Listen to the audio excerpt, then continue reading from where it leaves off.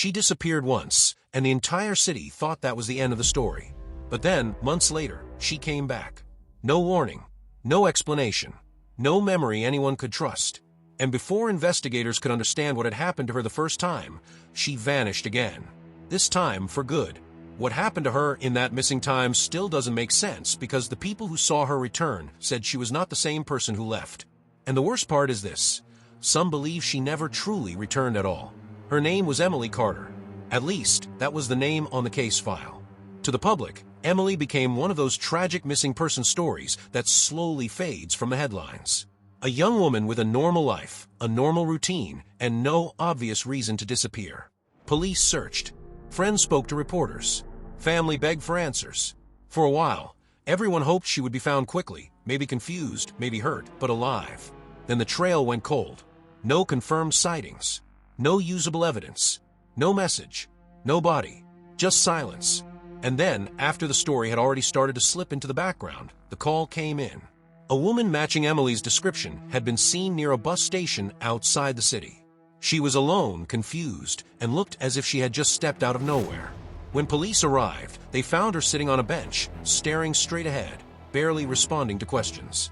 At first, they thought it had to be a mistake. But it wasn't. It was Emily. She had the same face, the same scar above her eyebrow, the same bracelet her sister had once identified from a family photo. Her fingerprints matched. Her dental records matched. There was no doubt she was the missing woman everyone had been searching for. But when they asked her where she had been, she gave the same answer over and over. "I don't know." When they asked who had taken her, she said nothing. When they asked how she got back, she looked terrified, like the question itself was dangerous. That was the first strange part. The second strange part was what happened after she returned home. Emily's family expected relief. Instead, they got distance. She spoke less. She slept badly. She refused to stay in any room with the curtains open. She jumped at ordinary sounds. And most unsettling of all, she seemed to know things she should not have known. She would stop in the middle of a conversation and ask why someone had moved a chair. She would insist a stranger had come to the house the night before, even when no one had seen anyone. She claimed she could hear footsteps in the walls. At first, her family thought she was traumatized. That was the easy explanation. Anyone who had been missing for that long would come back changed. But Emily's behavior was different from fear alone. It was as if she was trying to remember something she had been forced to forget. Then came the note. No one knows exactly when it appeared, only that Emily found it hidden in the pocket of a coat she had not worn since before she disappeared. It was a short message, written in a blocky hand. "Don't ask what happened. Ask who wanted you found." Emily showed the note to her sister first, then to the police. The investigators treated it as important, but they could never prove where it came from or who wrote it. The coat had already been stored away for weeks. No fingerprints were usable. No DNA led anywhere useful. Still, the message changed everything. Because now the case was no longer just about where Emily had been. It was about whether she had been deliberately brought back. And if so, why? Detectives reopened the file and began going through everything again.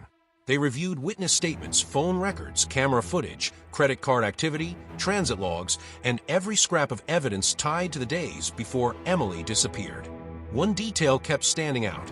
The last confirmed sighting of Emily showed her leaving work as usual. She was alone, carrying her bag, looking tired but normal. She never arrived at her apartment. No one saw her get into a car. No one reported a struggle.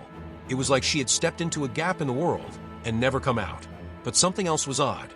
A security camera near her building had captured a blurred figure standing across the street for several nights in a row before she vanished. The figure was too far away to identify clearly, but it was always there at roughly the same time. Standing still. Watching. Investigators never proved who it was. Then, after Emily returned, that same figure appeared again. This time, it was caught on another camera near her family's house. Same posture, same distance, same stillness. It looked less like a person wandering, and more like someone making sure she was being observed. Police wanted to question Emily more deeply, but every attempt went nowhere. She would start to answer, then stop. Her hands would shake. Her breathing would quicken.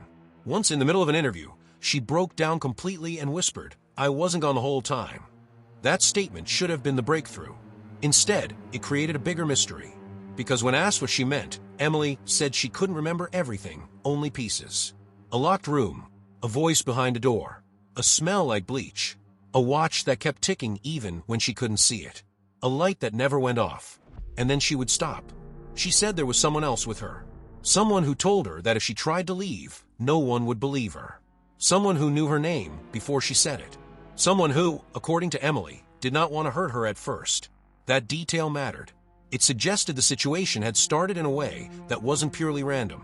Not a street crime, not a robbery gone wrong, something more controlled, more deliberate. But before investigators could connect those pieces, Emily disappeared again. This time, it happened from inside her own home. Her sister had gone into the kitchen for less than a minute. When she came back, Emily was gone. The front door was locked. The windows were untouched. There were no footprints outside, no signs of a break-in, no drag marks, no note. It was as if Emily had dissolved out of the room. The police searched for days, then weeks, then months. Nothing. Not a single confirmed trace. And that was the moment the case turned from strange to impossible. Because now investigators had to face a question they had never expected to ask. Had Emily truly escaped the first time, or had someone allowed her to come back just long enough to say what she said? Some detectives believed Emily had been a victim of a highly organized abduction, possibly by someone who controlled her movements and monitored her closely. In that theory, her first disappearance and second disappearance were both part of the same crime, separated only by a short release period or a cover-up designed to confuse the timeline. Others believed something far more unsettling. They thought Emily had returned with information she was never supposed to have, and that her second disappearance was a cleanup. Not because she saw too much, because she remembered too much. Her family never accepted that she simply vanished on her own. Her mother insisted Emily had been afraid of someone before she ever disappeared. Her sister remembered strange phone calls, hang-ups, and moments when Emily seemed to think she was being followed.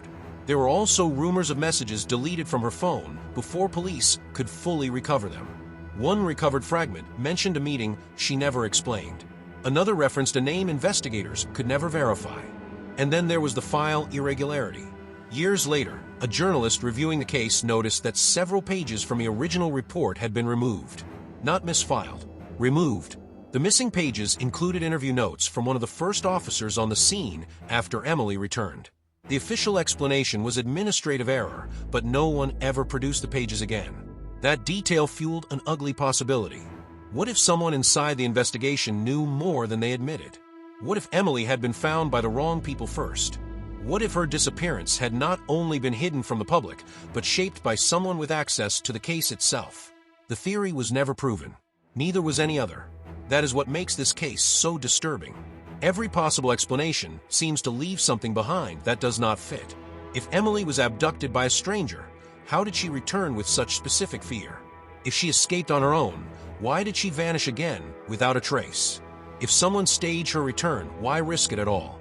And if the truth was hidden deliberately, who decided it was worth bearing? The most chilling part is how quickly the case stopped being talked about. No dramatic confession, no final arrest, no recovered body, no clean ending. Just a girl who vanished, came back changed, and disappeared again as if the world had been warned not to keep asking questions. Today, the file is still open in the only way unsolved cases can be open, technically, but not really. Emily Carter remains listed as missing. Her family still says her first disappearance was only half the story. And some investigators privately believe the second disappearance was the real clue all along. Because maybe Emily never came back to resume her life. Maybe she came back to leave a message before someone could silence her again. And if that's true, then the most frightening part of this case is not that a girl disappeared twice. It's that someone may have made sure the truth disappeared with her. If you want stories like this, follow and subscribe for more.